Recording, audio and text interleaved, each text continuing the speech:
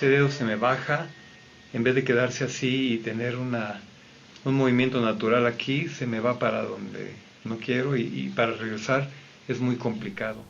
Yo muevo las manos, yo como, hablo, pero cuando coloco mi saxofón es cuando esto se descontextualiza. Sonido no sale, porque los labios están totalmente abiertos. Me siento impotente, o sea, saber que no lo puedo dominar.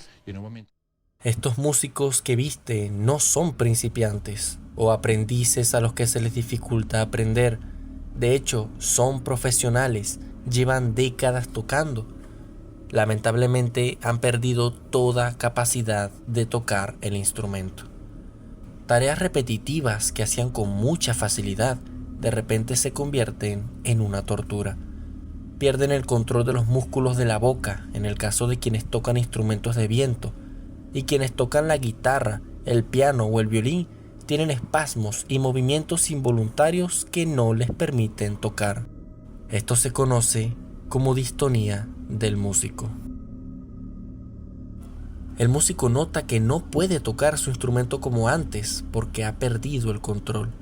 Algunos músicos analizan su problema y al explicarlo pueden describir qué parte del brazo o de los labios no hace lo que se le mandó, se dobla o se extiende o se retuerce o se abre en contra de su voluntad. Se nota la debilidad de los labios en las comisuras. La tendencia natural del músico, al ver que ya no tiene tanta habilidad como antes, es practicar, dedicar más horas al ensayo.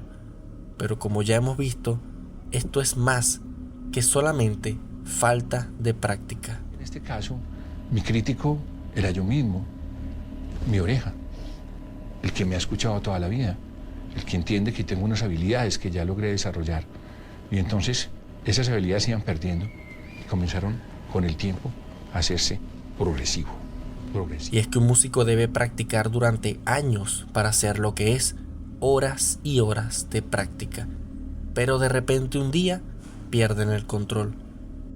Suele ser progresivo, pero aún así muchos recuerdan el día, la hora y hasta la nota que no pudieron tocar.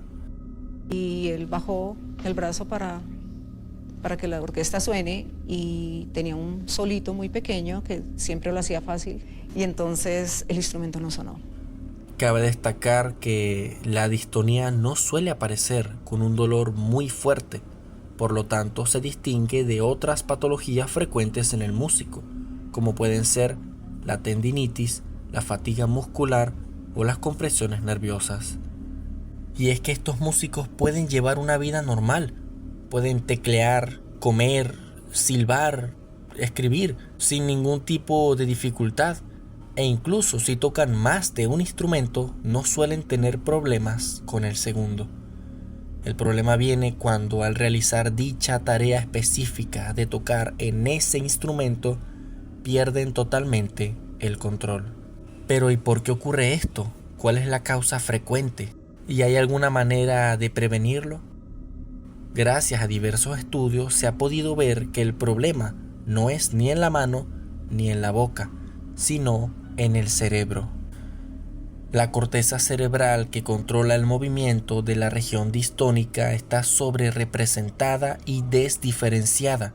Por tanto, cuando el sujeto da la orden de mover solo un músculo, se activa un área de la corteza sensorial motora desproporcionalmente grande y además de forma exagerada. El resultado es que se activan más músculos de los que voluntariamente se quieren mover, produciendo estos movimientos característicos de la distonía. ¿Y cuál es la causa de esta enfermedad? ¿Por qué se produce?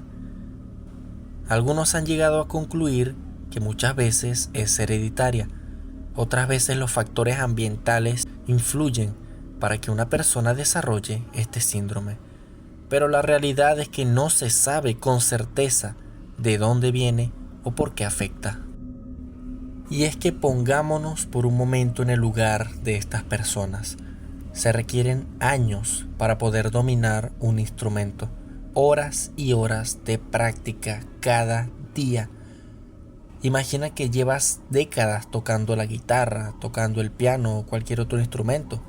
y de repente un día tus dedos no responden a cierta nota, a cierto acorde.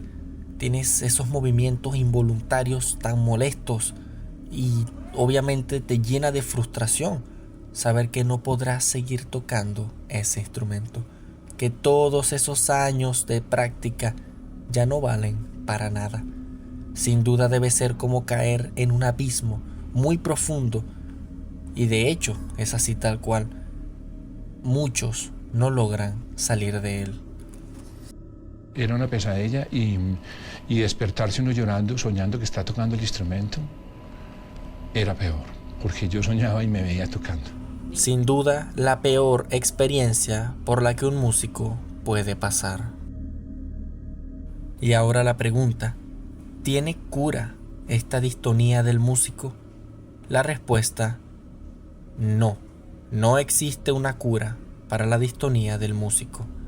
Se suelen utilizar ciertos medicamentos, en algunos casos terapias con neurólogos, pero no es garantía de nada.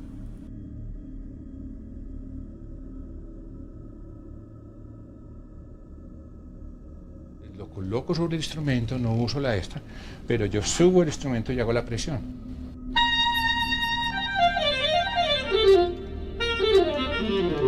Cuando se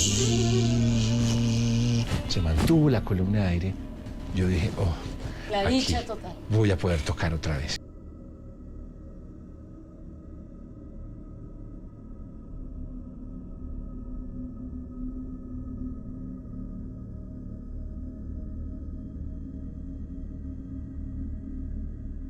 Así que la próxima vez que vayas a tocar tu instrumento, valora mucho lo que estás haciendo, porque puede que un día no puedas hacerlo nunca más.